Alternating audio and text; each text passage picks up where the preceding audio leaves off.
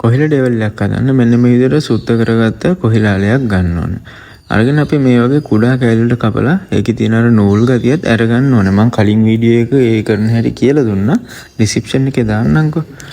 ඊට පස්සේ අපි මෙන්න මේ වගේ තාච්චියක් අරගෙන හොඳට රත් වෙන්න තියලා මේ වගේ තෙල් ටිකක් දාලා තෙල් රත් වෙනකදී අබ උළුහාල් ටිකක් ටෙම්පරාදුරට දාගන්න ඕනේ. හරි ඊට පස්සේ මේ විදිහට කොහිලා ටික අපි දාගෙන වැඩේ පටන් ගන්නවා. රසයේ පදමට ලුණු ගම්මිරිස් ටිකකුත් දාගන්න ඕනේ. ඊට පස්සේ අපි මේක හොඳට මික්ස් කරගෙන හොඳට තෙලේ හොඳට බැදෙන්න අරිනවා ක්‍රිස්පි ගතිය එනකම්.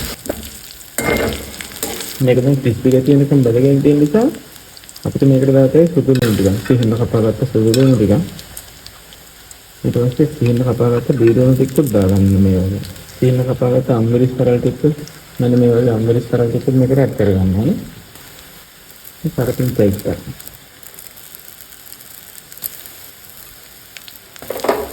ඊට පස්සේ අපි මේකට දාගන්න ඕනේ කෑලි මිරිස් ටිකක් මෙන්න මේ ආකාරයට කෑලි මිරිස් ටිකක් දාලා හොඳට මේක මික්ස් කරගන්න.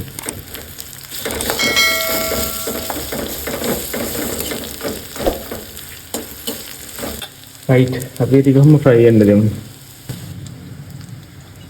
ඊට පස්සේ අපිට බලන්න මේ මොකක්ද සෝස් එක මේක මගේ යාළුවෙක් කරන්නේ පොරොන්න දෙයි.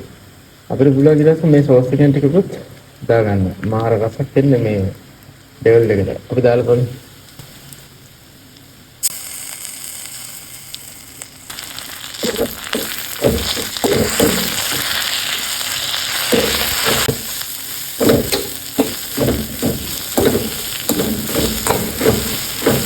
අන්තිමට මකට පුළුවන් විතරේකුත් දාගන්න.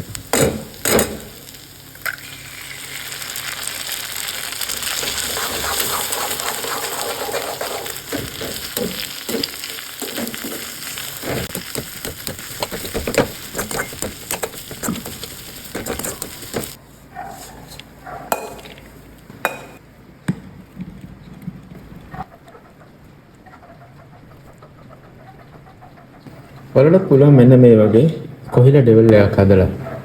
වගේ යාළුවෙක් හරි ඥානදයක් හරි හිතවතෙක් හරි ආදින රසවත් මේකට රසවත් පිළිගන්නන්න පුළුවන්. ඉතින් ඔයාලා try කරලා බලන්නකෝ. මේ විදිහට කොහිලා ඩෙවල් එකක් හදලා.